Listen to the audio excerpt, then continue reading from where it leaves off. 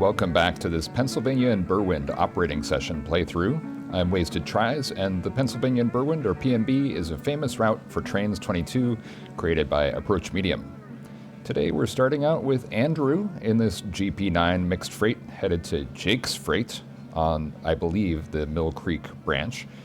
And at the start of today's session, we have a total of 27 tasks for the week, of which 5 are completed, 10 are in progress, and we have 2 tasks that need to be done today. It's already 1:45, by the way, so that's starting to look a little doubtful, actually. But namely, the one is already completed. It's the barley pickup at Briars, although that barley still needs to go to Highland Brewing. And then the other one is a paper pickup in Juniata. We're here today in Allegheny, and we're going to finally get to see some action in Allegheny today. It's sort of funny, it's the center of the route after all, but nothing has actually happened so far there. But this train, actually, we're just passing through. We're on the way to Jake's Freight, I already mentioned. But what we're really going to do is just to start to jump into our actual tasks. Let's see how far we made it in here. Are we fully in? Make sure. Okay, got a little lost there. Ah, yes, we're fully in, and I forgot we have 2 cabooses. That's useful. So we're going to program him to go to Jake's Freight. And I don't know if that's going to be possible. We'll see.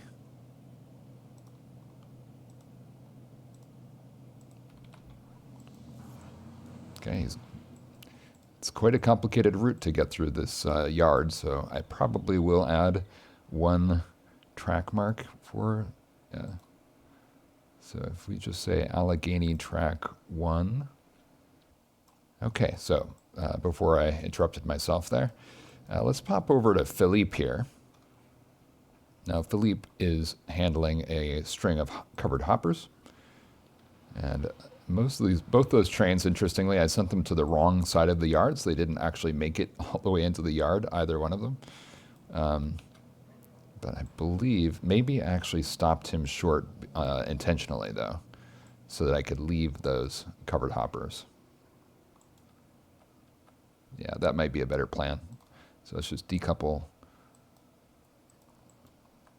Got some interesting sounds over here. I haven't been in this area yet, so hearing those new sounds for the first time.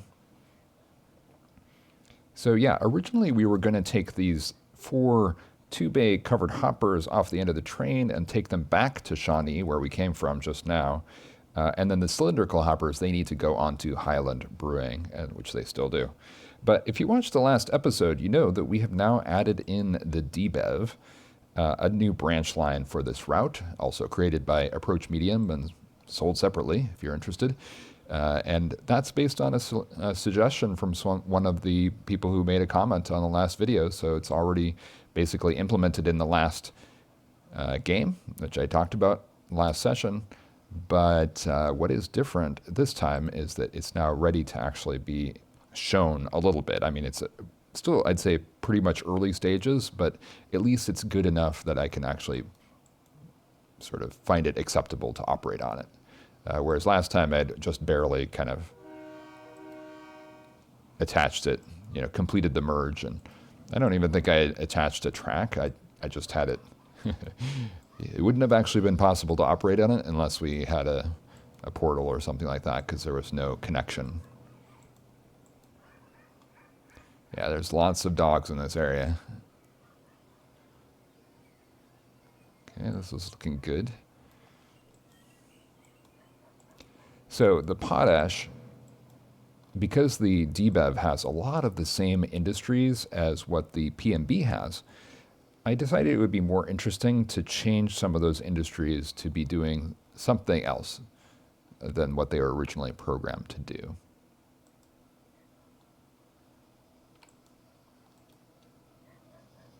So one of the new industries that I've added over there, it's a new set of buildings with new set of demands, but essentially it's using all the tracks that were already in place from a prior industry that was already there. trying to make very minimal changes to the route. So that industry now will be a fertilizer industry instead of being a second candy industry, which is the way it was originally programmed. And for that reason, it's a fertilizer industry, so they're going to take those potash hoppers I already mentioned.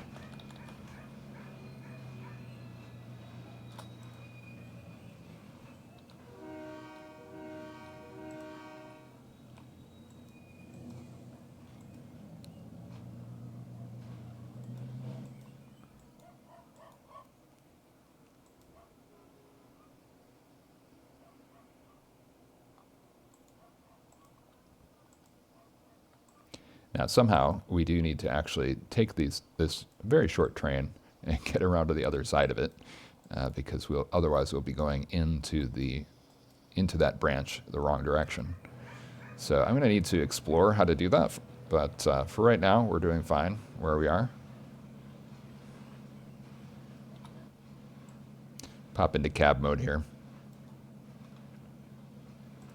Now, I originally almost never used cab mode in trains, but then after I started creating my own assets, I started thinking like, oh, well, what do they look like in cab mode? And of course, they either looked very bad in cab mode because they had the wrong cab, or also because the cab was just too basic, too primitive. And of all the locomotives that I have played with, diesels at least, mostly I play with diesels, this cab, the SW1500, cab.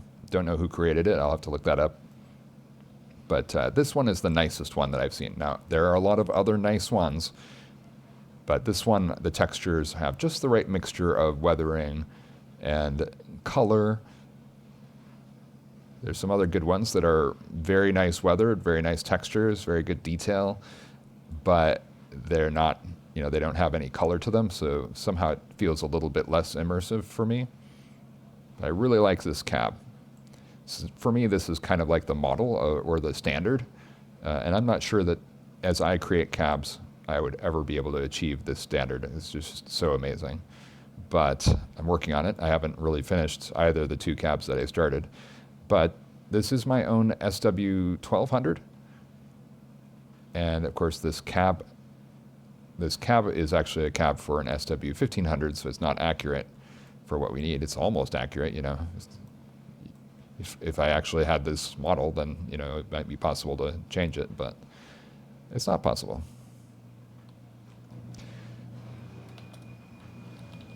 Oops. Got my fingers on the wrong keys, which often happens.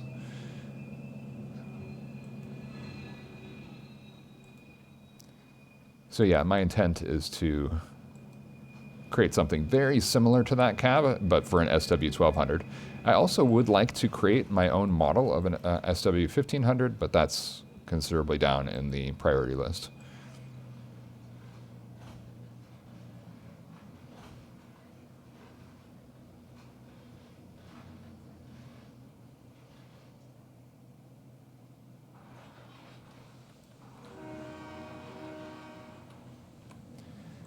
So let's look on ahead of us here, find out where we're actually. So this train went that way. Well, we're getting out of his way just in the nick of time, huh?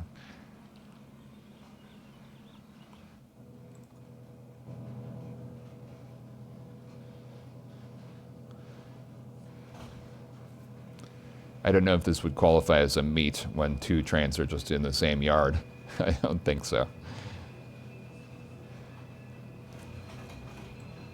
Yeah, there's the skyline of Allegheny in the background. And it has occurred to me that this is a rural route. I said this last time as well, which is that in integrating the DB&EV, I really wanted to maintain the character of a rural route. And of course, to have variety, route creators often, even if they're creating a rural route, would have a city of some kind, or multiple cities, such as this route has Allegheny in the center. And it has Grafton, which is not really a city, more of an industry park. Has some towns, but then also it has Juniata as a city on the other side of the map. And of course, those are fictional cities, which is fine. But for me, to have a branch line serving such large cities is a little bit strange. On the other hand, having such large yards in some place that's not a city might strike other people as strange. So anyway, whatever, I wanted to make sure that when I integrated the DB&EV, that didn't have the effect of like adding a third city. So that's why I actually integrated the DB&EV into Allegheny.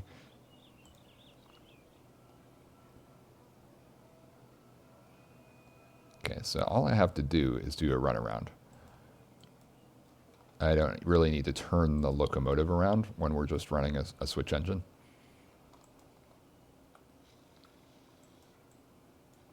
I think the best way is to start to get over in this direction.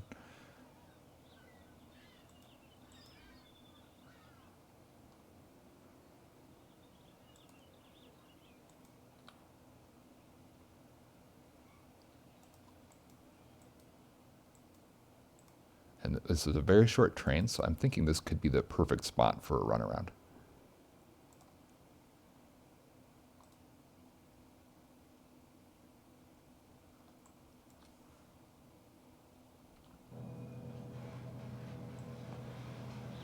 A little slow on the render there, but that's all right. Running through the station, passenger station. The way the track layout works, it seems like that's going to be happening a lot with the yard work. It's sort of strange to imagine that the switching would be going through there instead of using the tracks on the other side. Okay.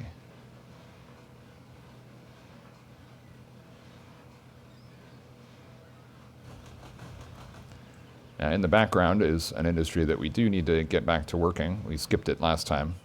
That is the Allegheny Steel Mill. Oh, we're down to 10 miles an hour for some reason. Is that because we're in this maintenance area, I guess?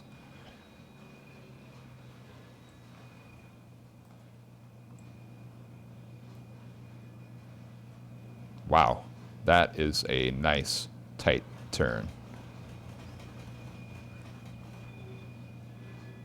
I did not mean to showcase that.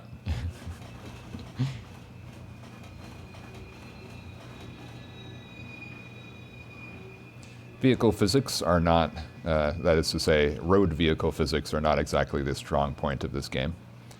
But if you're watching this game, you're probably already well aware of that.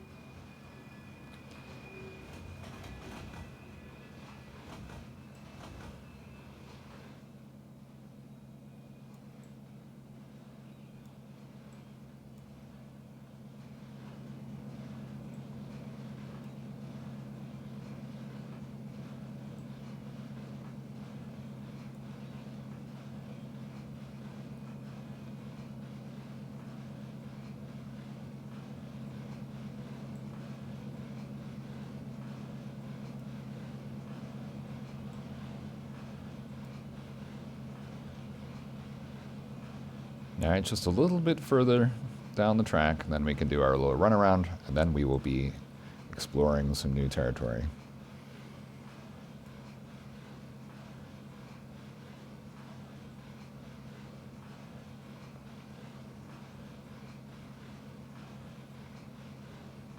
Now, if we deliver this potash, which of course we will, don't believe that's sufficient amount of potash to actually complete the task. So that is another question.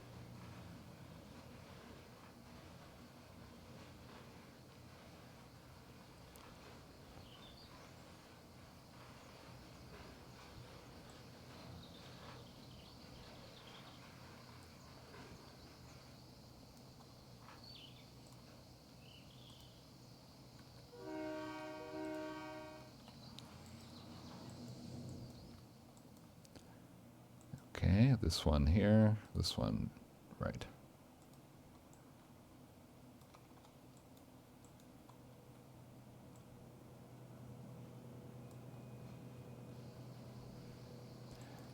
Now the rule is that we don't need a caboose for every train. It's more opportunistic. And I know that that is a very fictional decision, right? Either you need a caboose mandatorily or not. And I thought about like, well, could we have some rule like, well, it's if the train is longer than a certain number of, there's a signal that needs to be corrected.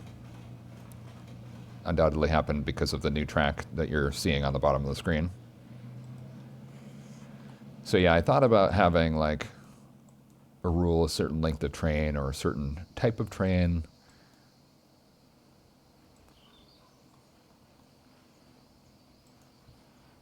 But I don't want to overcomplexify our decision-making process. If there's a caboose available, or if there's a caboose already on the train, then we use a caboose. We do not have to wait for a caboose to be delivered to us in order to use a caboose or to set off from a freight destination. Again, representing kind of like the late 70s, early 80s when transition away from cabooses started. Not sure when the actual cutoff date was.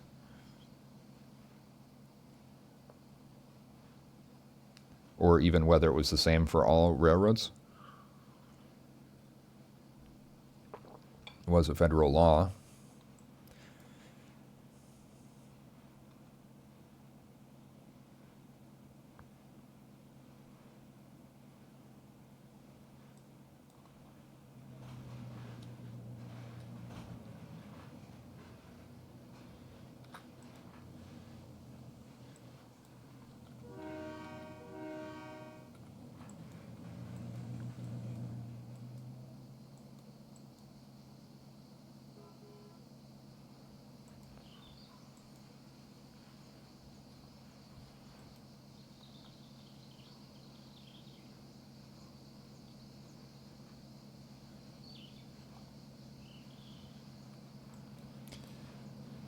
Good amount of traffic, but what's going on with that guy? Okay, gonna have to look into that. Might have been something that I just did. Too much looking at the traffic and not enough looking at the game. But this time, no harm done.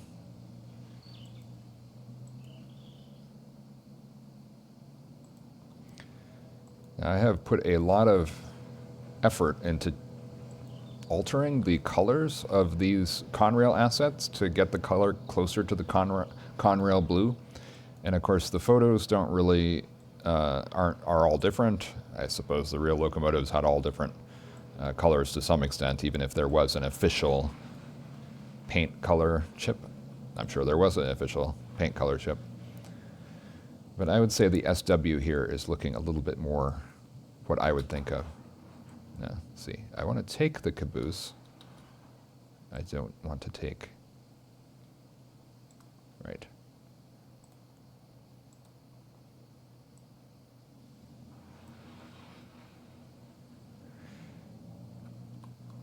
So yeah, I probably altered this more recently, the SW1200, I probably altered the color, fixed it, and I didn't get around to doing the caboose, but I don't know, they both seem all right to me.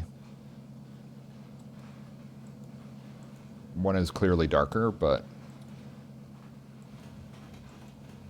initially I had them just the wrong hue as well, so it's not that bad.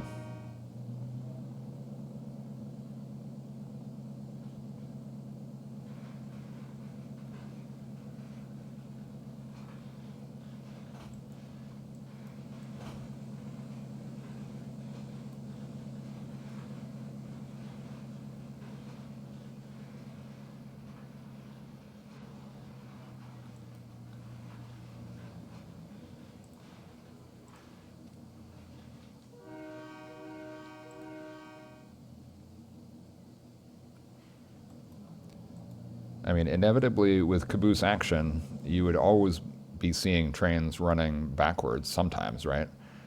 Well, with and without a Caboose, you'd have to occasionally run a freight train backwards. But here what I'm thinking is, yes, we could have done the runaround across the river there.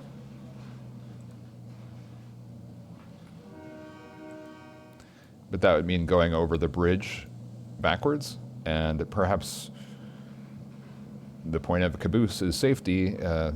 Going over a bridge might be an area where you'd like to be running with the cab at the head end and the Caboose at the tail end. So that's my thinking of doing this here instead of just going directly over the bridge. Yeah, it does look like the traffic on that road, I was assuming the road had traffic built into it, but it does look like the traffic on that road has some issues. And undoubtedly that's because I realigned it at some point without noticing when I built the bridge that we're about to pass over.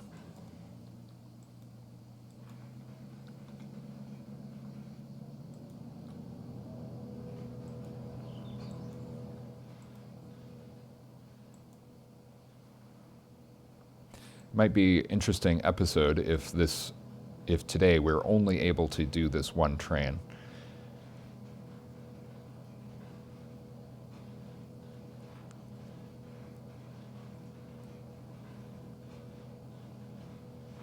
An all Philippe episode, is that acceptable? I do like to jump around, and I do like the feeling of making progress. Even if we're jumping around working industries and there's not really that much action, it feels like there's more of an accomplishment.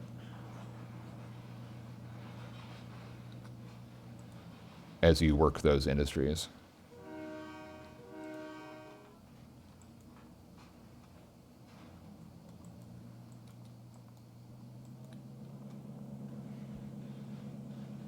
All right, let's tag these cars, see if that's working. Allegheny Potash, it is indeed working.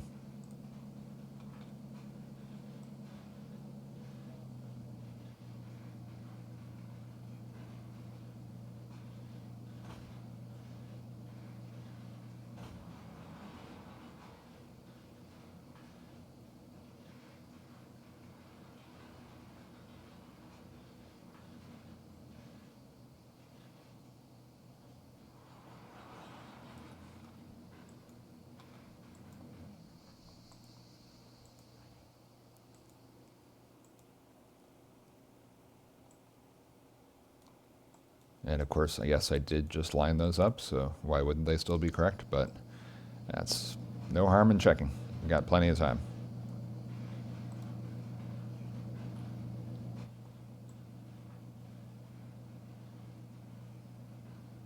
Interesting that the boxcar ahead of us, or the hopper ahead of us, I guess that is the real look of it. I thought it was like a substitute hopper.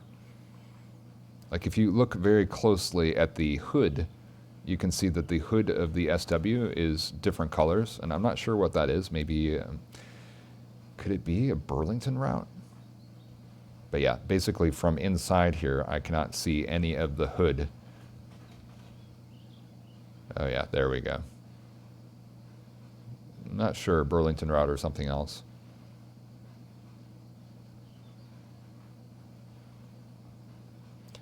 So that'll be a decision. Ooh, nice. That'll be a decision when designing the cab, is like, is it desirable to have a different external hood appearance when you're sitting in the cab? It means each cab, you can't reuse the same cab asset on all the SWs, essentially.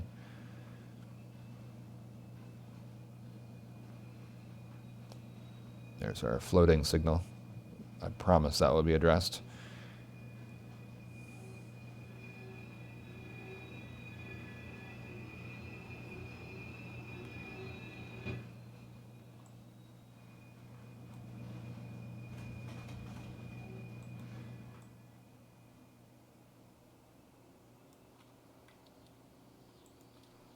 Yeah, we can speed up now.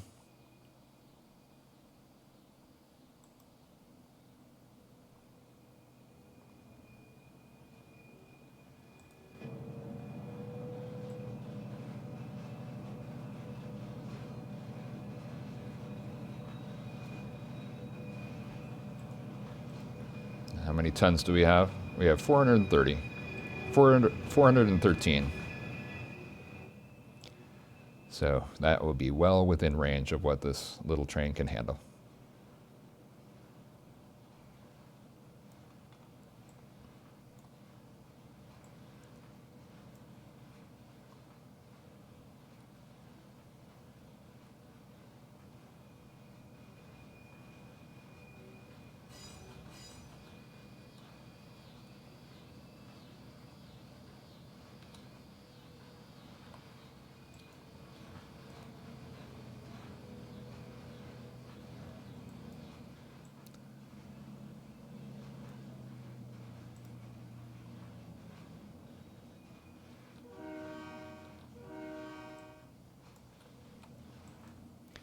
I do believe that I have an SW1200 physics, engine spec.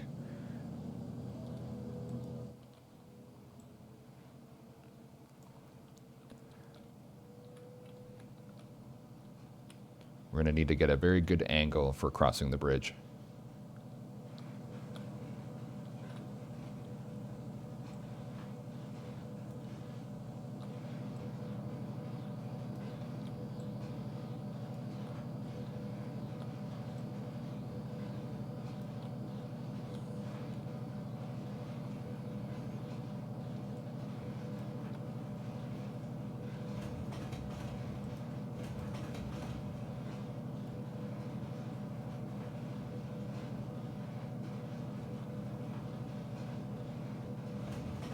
Of course, we could go on autopilot here, but I don't want to do that.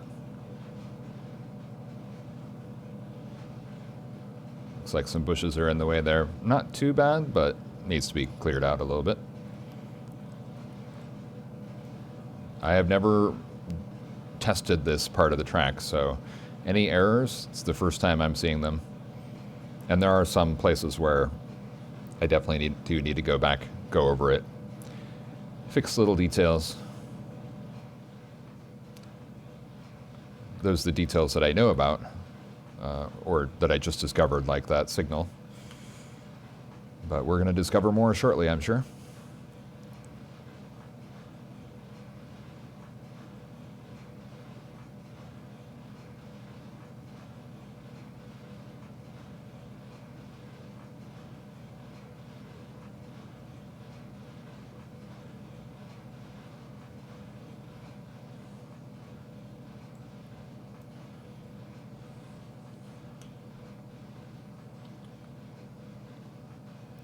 I am very surprised that the sun is on the other side. I was totally prepping for it to be on this side. Okay, well, that's nice.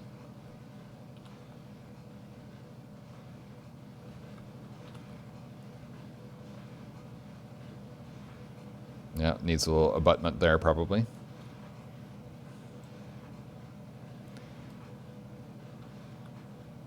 Now, I really don't want to spend a lot of time remaking the PNB and the DB&EV because I feel like it's a great creation and I don't want to be messing with an already very beautiful route. But I think it's justified to think about adding a few more details in this area we're passing through now, which is kind of like the seam between the two routes.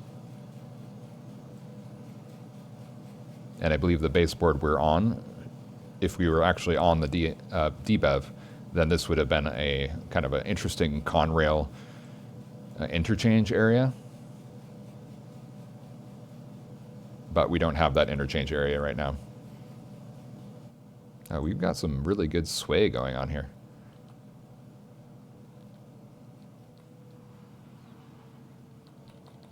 We're coming up to a switch. It's been thrown for us. That's good. Just make sure that this one is not. No, it is. It would not have mattered. Okay, there we go.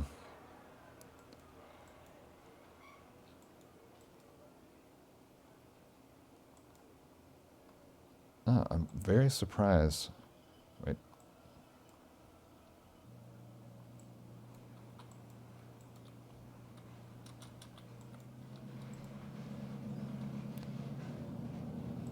Ah, okay.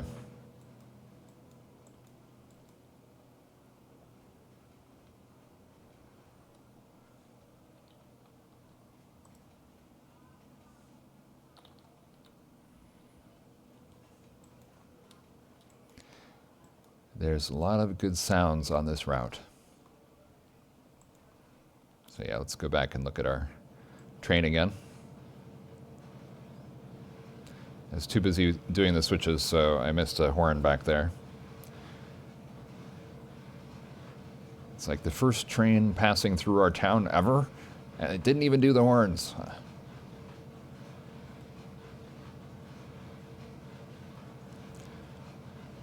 And I'm totally unfamiliar with the DB&EV, other than having watched the build series, but I'm unfamiliar with like the names of the different places. So if this is called something like Esopus or Esopus, which is a real geographical place anyway, not a real city, but I'm thinking it might be Esopus.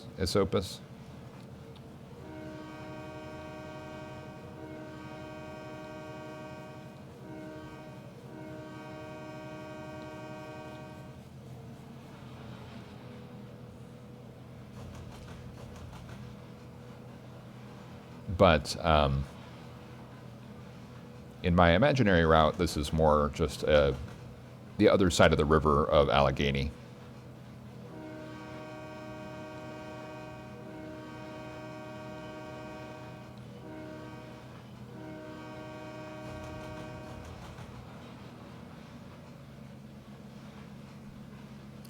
And if memory serves, I think Approach Medium talked about the DB&EV as being an area that's fallen on hard times, no longer really in frequent use, therefore spun off as a branch line, no longer part of Conrail. Wow, look at that sway going on. It must be track condition, which I've never used that, so I don't.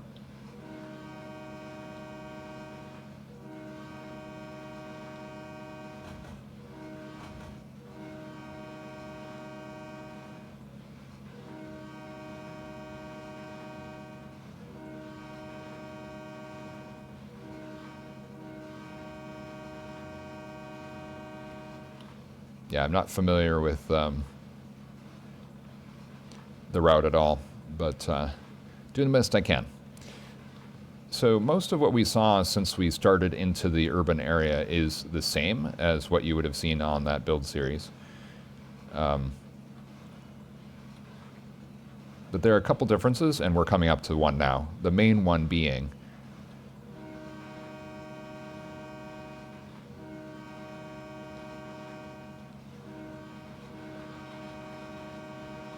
that now we're coming to downgrade, and that downgrade is because essentially the DB&EV terrain is lower than the P&B terrain.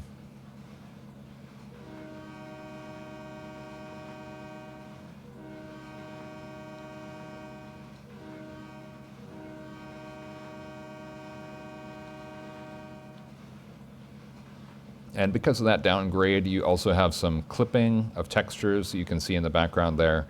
I did try to reduce that to some extent. I'm not sure if I can completely make it go away.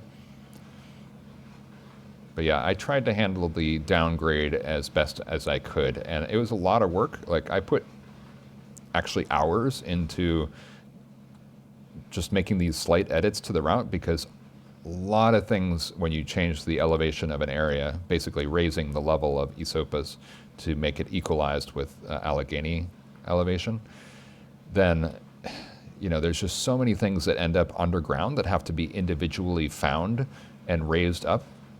So basically completed doing that. Like, the areas that are slightly below the elevation where we are right now, the difference between the raised track section that we're on and the ground level is roughly the same, but all of that had to be raised up, including those little ponds in the background. That had to be raised up. Now, I didn't want to do the whole route, you know, the whole 15-mile route, which is, I don't know, probably hundreds of baseboards, a couple hundred baseboards probably, I'm guessing. So to change the terrain upward by 30 meters would have necessitated redoing all the little hills and kind of memorizing everything to an extent that I didn't want to get into. So I just basically created this grade going uphill into Allegheny from the Dry Brook area. And I think for Approach Medium, who created the route, that probably would feel quite weird, because not only are you going sort of downhill from an area that's by the river, but also it's probably weird because I think it's intended to represent kind of like a valley that feeds into the Hudson River. So, you know, that would be an uphill branch line from the Hudson. You know, kind of, that would be normal, I guess.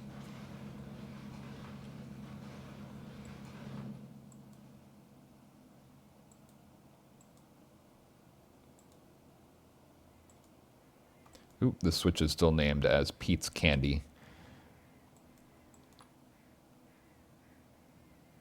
Pete's Candy. These switches have been named. Okay. I don't know if the switches are named on the PNB.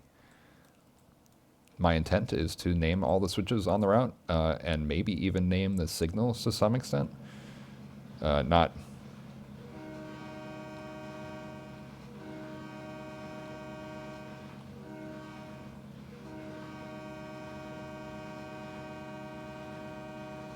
You know, it's a couple hours worth of work. It's obviously very tedious, but it's not a big, not what I would consider as a big deal.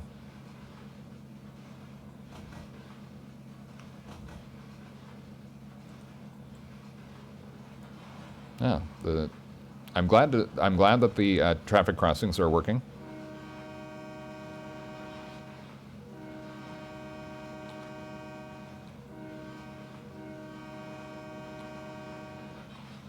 Yeah, it doesn't look like we're going to get a lot done this session.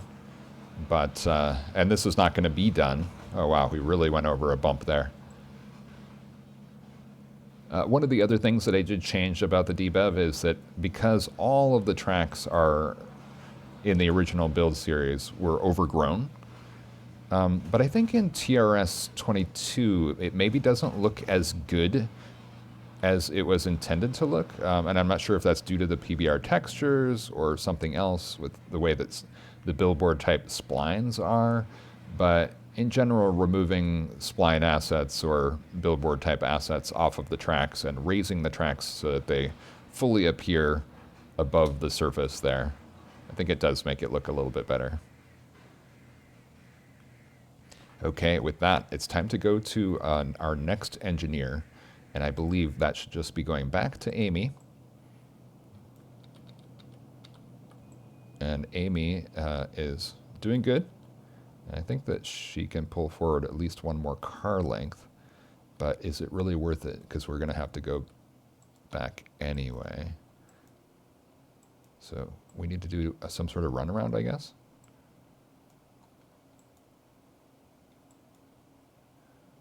It's slightly frustrating that I didn't do that runaround before.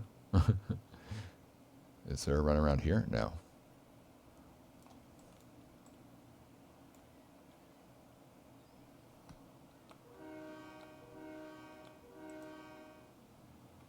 Yeah, I think that maybe one more car length could have gotten through there. And, you know, would they actually extend the tracks a little bit? You know, there's nothing going on over here, no reason not to. There's nobody parked over here. So, I don't know.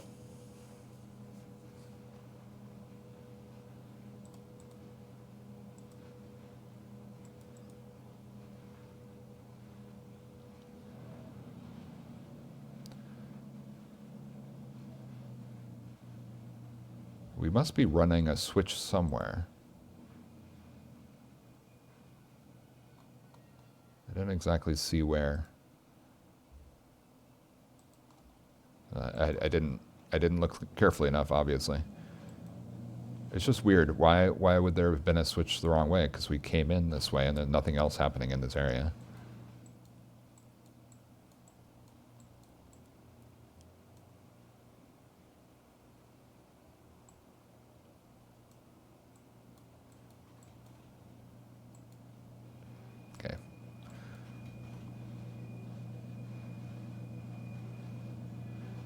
we just on? We were just over the top of it? No, that can't be.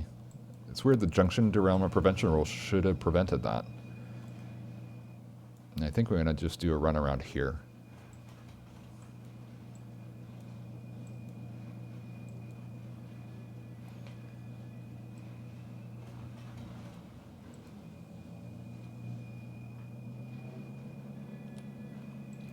Now, I did see that Dave was stuck.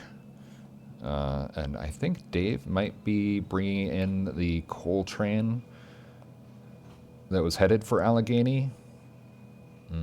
Don't really know. If I could really trust the train's autopilot to do a runaround, use the runaround command correctly, I would definitely do that. But as you can tell, I don't. So let's just get beyond that one switch.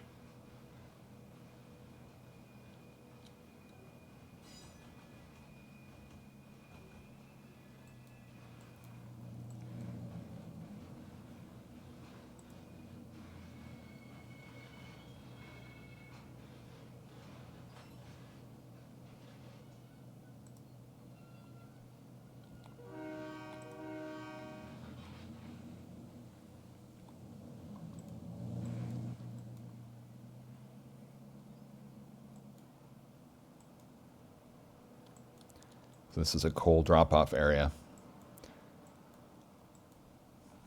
Oh, speeding. Careful, careful.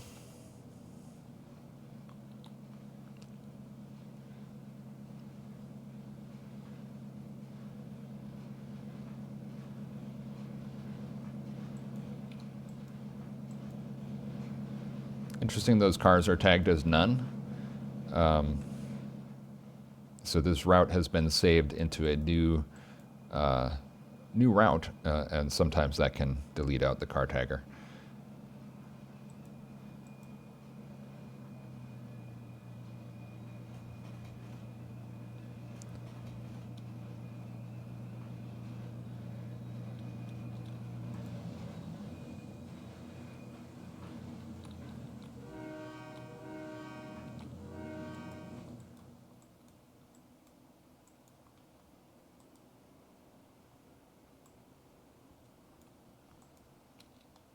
Oh, we must have crossed a bell?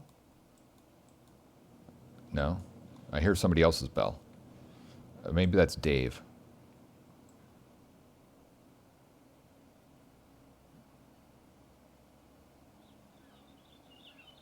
Am I getting closer? No. I'm getting closer to dogs. Aha, this is probably Dave. I'm surprised Dave is actually doing anything.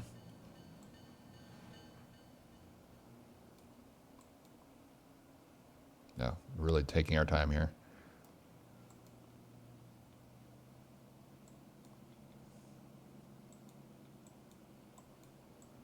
Yeah, I think there are a fair number of little automatic bell triggers on the route, and then maybe there are not enough places where the bells turn off, so then the locomotives end up running their bell all the way across the route.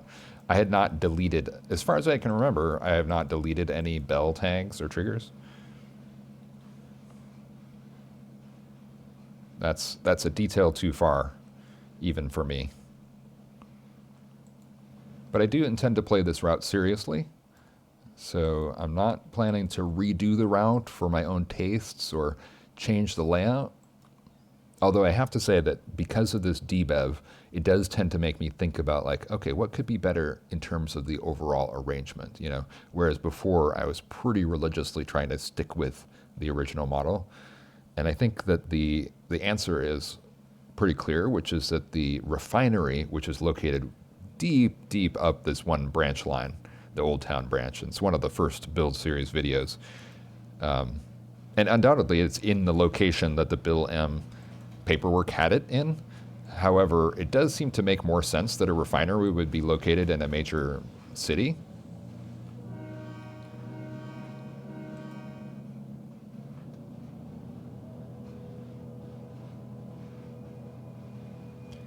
So wouldn't it make sense for that refinery to be over there on the DB&EV side of the river, which is currently sort of a parkland. And I can't remember. I may have to, after this, watch some of the build series videos about Allegheny, which I think was one of the last areas created in the... I'm not sure if it was one of the last areas, but not one of the first, that's for sure. You know, and of course, in the original P&B, that side of the river, there was no railroad, and therefore there was really no need for any scenery. That would be sort of superfluous. So I don't remember if he described, if Approach Medium described the other side of the river as having been converted to a park, you know, formerly industrial and converted to a park. But now that there is actually city on both sides of the river, it's especially striking, and there seems to need some explanation for why one side would be decaying industrial barge loading areas, and then the other side would be just park. I'm not saying it's unreasonable. It just needs some explanation. I wouldn't categorize that as lore. I would just say the logic. What is the logic there?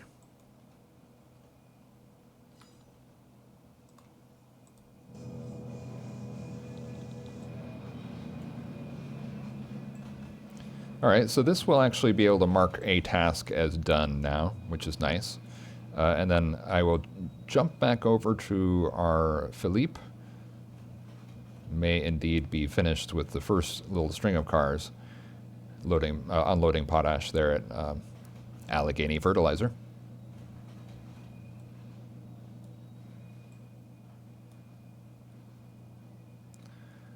But that is really part of the attraction of this game, is being able to create the route that you want to run.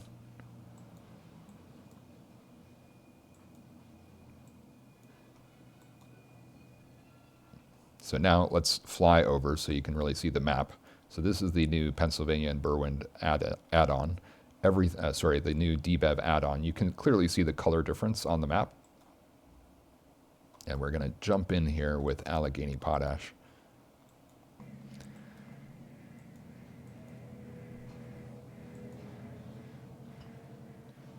Now, in the background, this is a Dave Snow asset, which I added in placing down, basically replacing what was here originally. Now, it did not center that very well. Let's back it up just a little bit.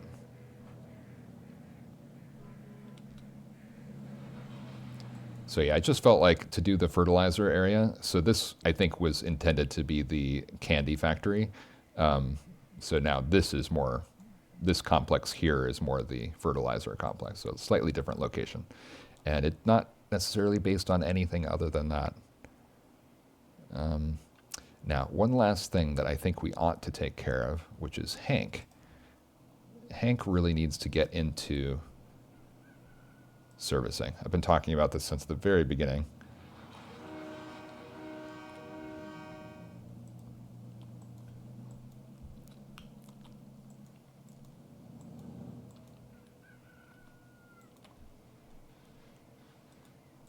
So we need to get around this train here.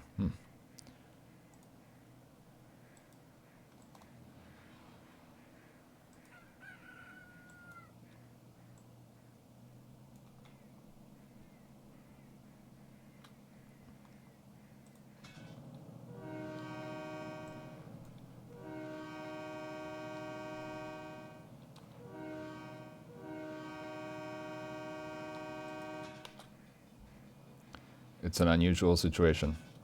Oh, this is bad. So it flipped this derailment prevention rule, flipped the switch underneath this other train because I had two trains in motion.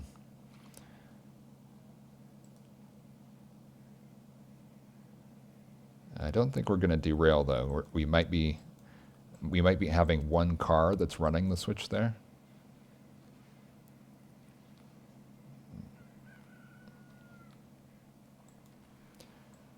I did not anticipate the derailment prevention rule would do that. I knew that it was enabled.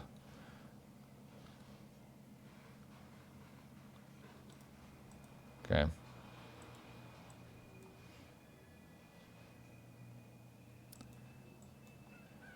A couple other changes that you might notice in the background here. I did eliminate some of those spline crops in the background here. And I think that they looked much better when they were originally placed down.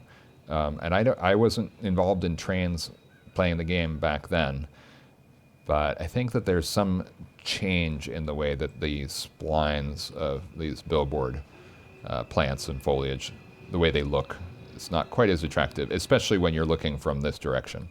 It's just like all black, basically. So I'm not going to start deleting all the splines off, but some of the ones that are the most noticeable.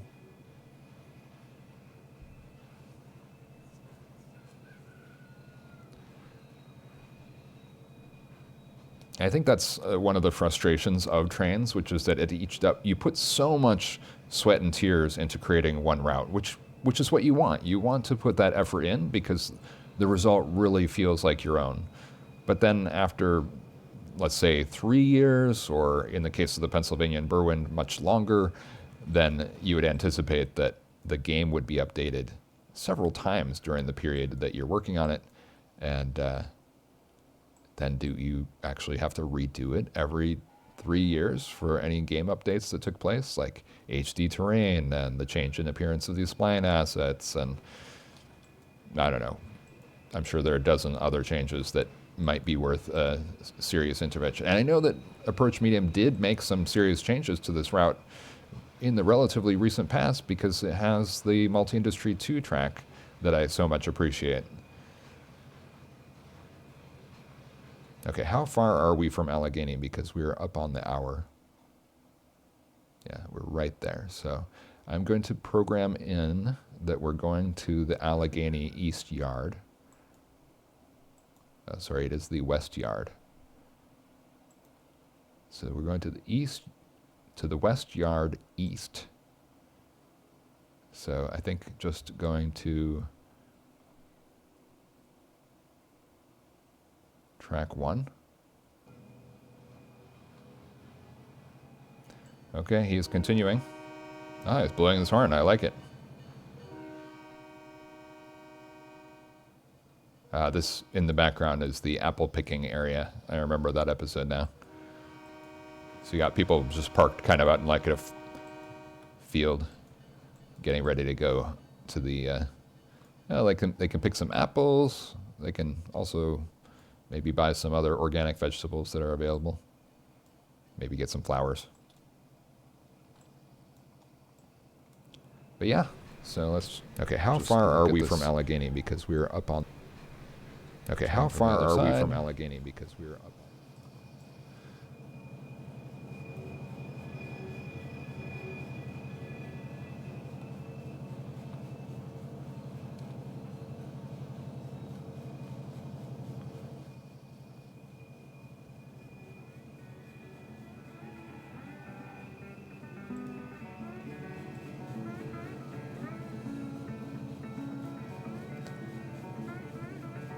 Feels like we have some super elevation going on there. Okay, there's the music, so that's all the time we have for today.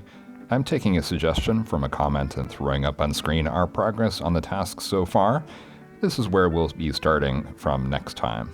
So I hope you enjoyed yourself, and I look forward to any feedback, and we'll see you again next time on the PNB.